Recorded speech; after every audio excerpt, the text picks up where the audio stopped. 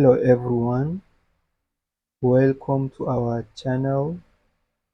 My name is Abdul Ibrahim. Today I'm going to show you how to insert background image in Excel, either online or offline. But for the fact that we don't have internet connection, so I'll just show you how to insert background image offline. So I can see this is our sheet. We're going to insert the background image.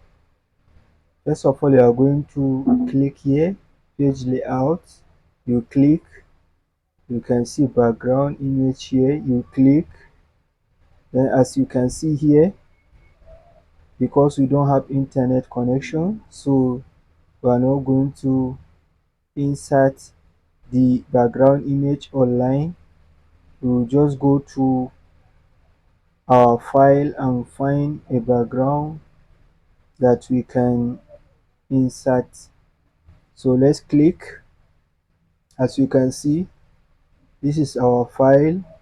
I'm going to choose one of this, either this one or this one or this one, but I'm going to choose this one.